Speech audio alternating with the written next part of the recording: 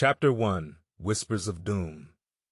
In the realm of Asgard, where the Aesir gods held dominion over the cosmos, there was a hush of unease that swept through the golden halls of Valhalla.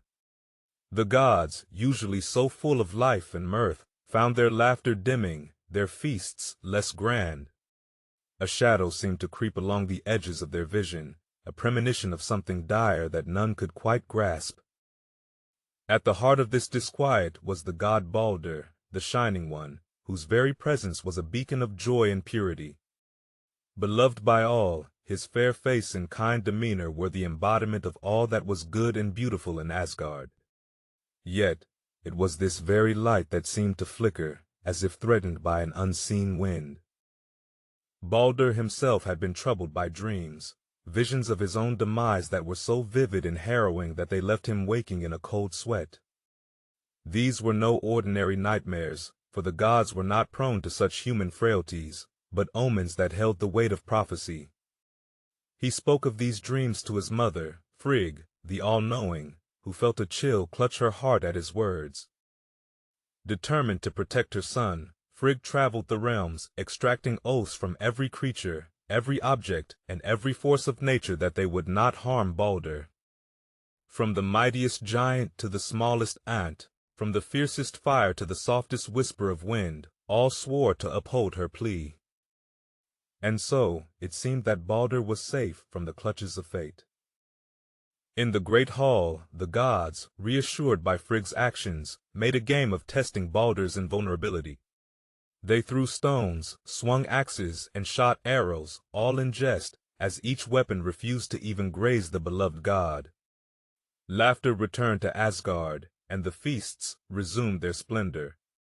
But the Norns, weavers of destiny, watched with impassive eyes, for the tapestry they wove had patterns none could alter.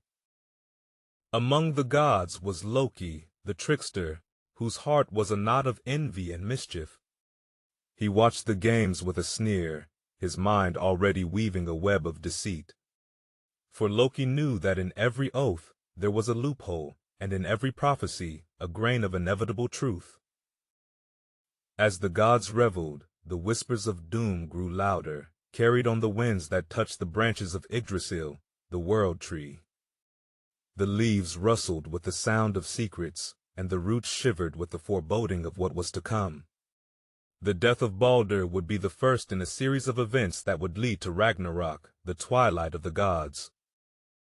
And so, the stage was set for a tragedy that would shake the very foundations of the 9 realms. The gods, blinded by their affection and hubris, failed to see the storm brewing on the horizon. But the Norns knew, and they continued to weave the fate of the worlds, their ancient faces solemn and silent, as the first threads of disaster were spun into the fabric of destiny. Chapter 2 The Mistletoe's Kiss. In the days that followed, the halls of Asgard echoed with the sounds of revelry, the gods delighting in the apparent invincibility of their cherished Baldur. Yet, Loki, the silver-tongued shapeshifter, could not contain his jealousy or his love for chaos. He slithered through the shadows, his eyes gleaming with malice, seeking the chink in Baldur's armor. It was then that he came upon the mistletoe, a seemingly insignificant plant, delicate and unassuming.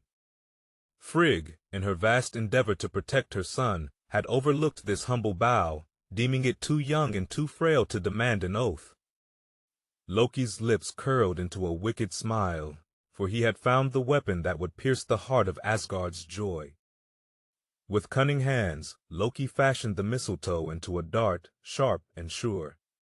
He approached the blind god Harder, the brother of Baldur, who stood apart from the merriment, his sightless eyes turned towards the sounds of his kin.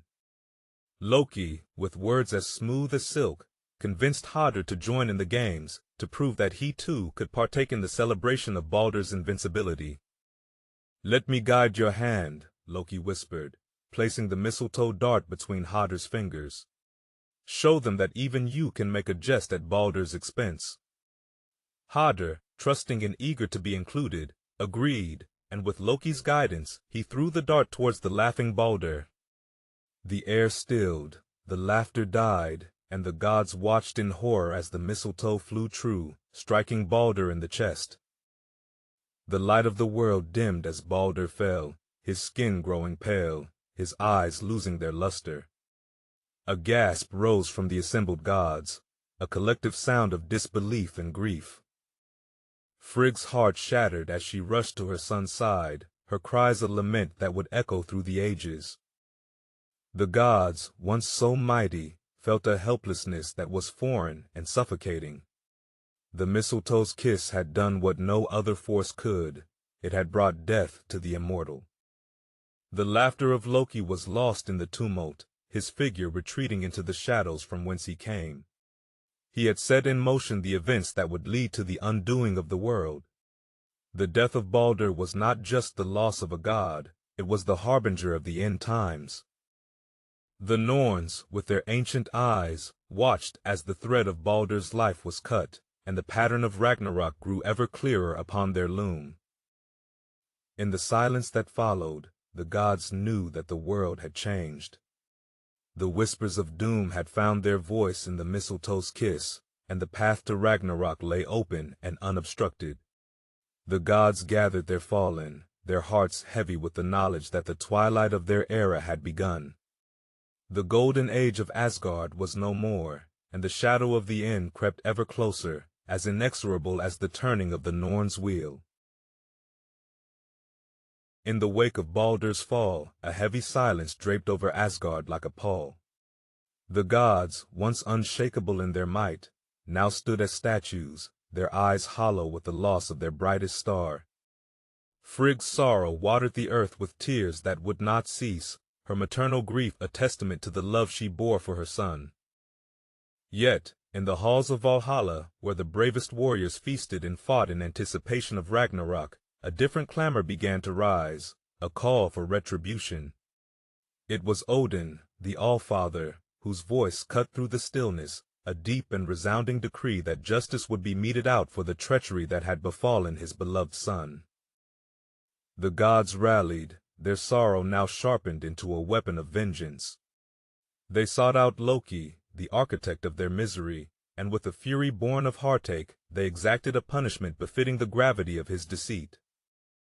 Bound by the entrails of his own son, with a venomous serpent poised above, Loki was condemned to suffer until the end of days, his anguished cries a grim echo of the laughter that had once filled Asgard. Yet, even as the gods avenged Baldur, they knew that the wheels of fate could not be halted.